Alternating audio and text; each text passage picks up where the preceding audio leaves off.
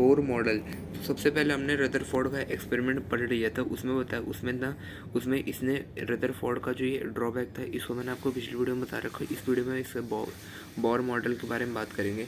तो जो Bohr model था इसने ये बताया था कि जो इलेक्ट्रॉन्स होते हैं, कि जो इलेक्ट्रॉन्स रहते हैं, जैसे ये हमारे जो इलेक्ट्रॉन्स रहते हैं वो रिवॉल्व करते हैं। जैसे जो हमारा इलेक्ट्रॉन्स है, ये जो है ना, ये जो इलेक्ट्रॉन्स होते हैं ये एक फिक्स्ड ऑर्बिट के अंदर रिवॉल्व करते हैं, फिक्स्ड ऑर्बिट के अंदर रिवॉल्व करते हैं।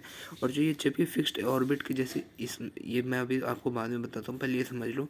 जैसे ये हमारा एक ऑर्बिट है, इसको हम के, फिर उसके बाद यहाँ पे फिर अलग अलग ऑर्बिट रहते हैं इसके अंदर ऐसे ऐसे। यहाँ पे जैसे हमारा न्यूक्लियस हो गया, हमारा के, एल और एम शेल हो गए।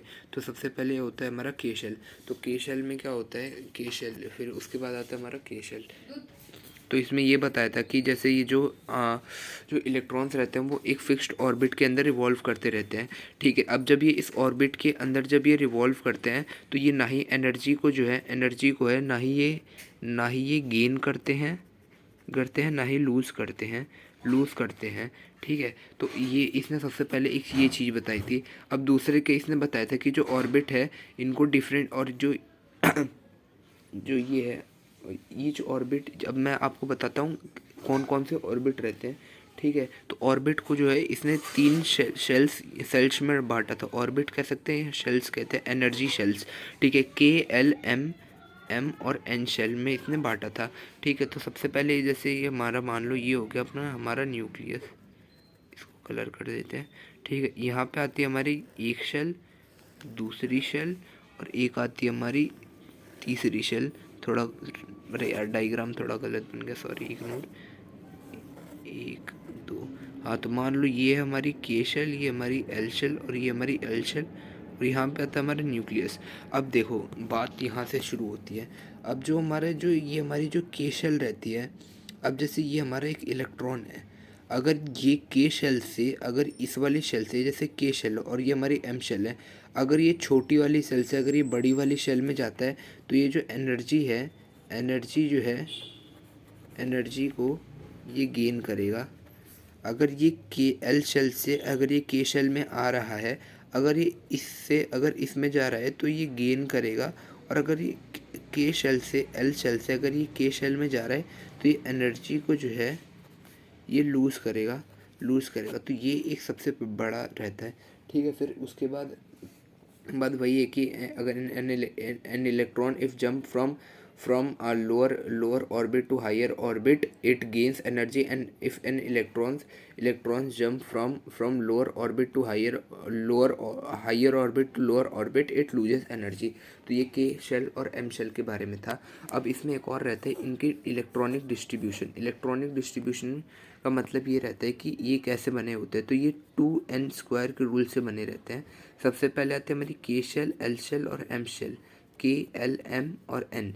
ठीक है, अब जैसे ये के जो रहती है हमारी सबसे पहली रहती है, एल जो रहती है हमारी दूसरी शेल रहती है, एम जो रहती है हमारी तीसरी शेल रहती है, और एन जो रहती है हमारी चौथी शेल रहती है। ठीक है, के, एल, एम और शेल के अंदर ये जो रहते हैं डिवाइडेड रहते हैं। ठीक है, तो इसमें सबसे पहले जो रहते हैं, इसमें सबसे पहले जो था, इसमें जो के शेल में जो रहते हैं, इसमें एन क्या है, यहाँ पे नंबर ऑफ शेल्स हैं, एक सेकंड, हाँ, तो ये जो हमारे एन है ये हमारी नंबर ऑफ शेल्स है। ठीक है, तो यहाँ पे अगर ये जो हमारा 1 है, अगर यहाँ पे हमारी 1 है तो यहाँ पे 1 का स्क्वायर 1 इंटू 2, तो यहाँ पे 2 इलेक्ट्रॉन्स होंगे। ठीक है, तो हमारे के शेल में हमारे 2 इलेक्ट्रॉन्स रहते हैं। वैसे ही एल शेल जो है वो हमारी दूसरी रहती है, तो एल इंटू 2 का स्क्वायर, तो ये हो गया मेरा 2 इंटू 4, तो ये हो गया मेरा 8 इलेक्ट्रॉन्स जो रहते हैं वो मेरे दूसरी शेल में रहते हैं। वैसे ही तीसरे में करेंगे तो इसमें ये हमारे 18 इलेक्ट्रॉन्स रहते हैं। और अगर हम ये चौथे शेल में करें तो इसमें हमारे 32 इलेक्ट्रॉन्स रहते हैं, 32 इलेक्ट्रॉन्स रहते हैं। तो यही था हमारा बोर का एक मॉडल, और बाकी इसमें कुछ नहीं है। हाँ, एक और लास्ट टॉपिक रहता है कि जैसे ये मान लो जैसे कि ये सोडियम है, नहीं, किसी और एग्जांपल लेते हैं। जैसे कि हम ले लेते हैं कैल्शियम का हम जैसे एग्जांपल लेते हैं।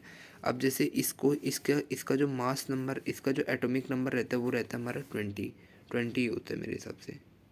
एक सेकंड, हाँ ठीक है। तो जैसे अभी कैल्शियम का जो एटॉमिक नंबर है, तो जो कैल्शियम का जो एटॉमिक नंबर होता है, एक सेकंड मैं फोकस कर लूँ।